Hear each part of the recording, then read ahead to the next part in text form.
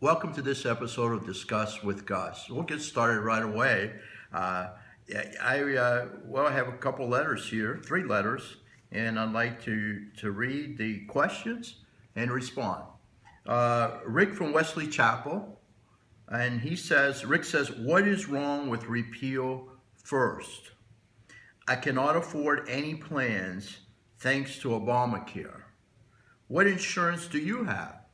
Okay, so obviously Rick is talking about the health care bill. And Rick, there's nothing wrong with repeal first, but I would like to see something on the table. And we have to have something to replace it with. So once we repeal, we have to replace, and we have to give enough time for the markets, and so there'll be a delay until we actually get a replacement plan on the floor. So in any case, I really think that the United States Senate is going to come up with a bill, and I'd like to see them come up with something that's close to the House bill, and then we go to conference. I'd like to be appointed on the conference committee and make sure that my constituents' priorities are in the bill. For example, pre-existing conditions. I want to make sure that folks can get the health insurance at an affordable rate if they have a pre-existing condition. I want to make sure that we have enough money in there to fight the opioid crisis. I want to make sure that folks are covered where if there's a mental health issue in the family. I want to make sure that that family member has access to good quality, affordable mental health treatments. So again, the other question was that what health insurance do you have? Well, I'm on Obamacare, and any bill that we pass in the House and the Senate and becomes law, I feel that we should be on that particular plan, and our staff should be on that particular plan. Okay, so if it's good enough for you, it's certainly good enough for me. Okay, now we'll go on to the next question. Jody from Zephyr Hills. Jody says, please oppose any cuts to Medicare. People who have worked all their lives deserve Medicare. And I agree 100%. We just had a hearing. I just finished in the Energy and Commerce Committee. The Healthcare Subcommittee had a hearing, and we looked at 11 bills to improve Medicare, to improve access for our constituents. As a matter of fact, I have a bill that will increase the penalties, civil and criminal penalties for Medicare fraud. Those penalties have not been updated for over 20 years.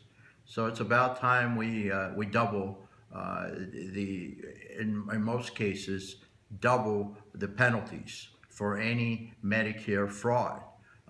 It affects our taxpayers, this fraud, about 1.3 billion recently discovered, over 400 entities, 20 I believe in the state of Florida, committed Medicare fraud last year, and they will be penalized. And it's not good for our seniors. It affects access to Medicare for our seniors who rely on it. So again, I'm a strong proponent of Medicare. These particular bills, I've co-sponsored most of them that we heard today, and I look forward to voting for them on the House floor. They're bipartisan bills, by the way. My bill, I asked Kathy Castor to be the co-sponsor of my particular bill. She serves on the Energy and Commerce Committee as well as the Healthcare Subcommittee. So we have bipartisan support to increase the penalties, civil and criminal penalties, if one commits Medicare fraud. Okay, next question. William from Newport Richey. William says, I strongly urge you to support the Harry W. Comrie Veterans Education Assistance Act.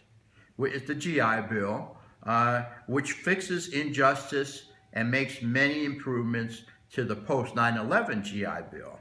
Veterans across the nation are counting on this important bill.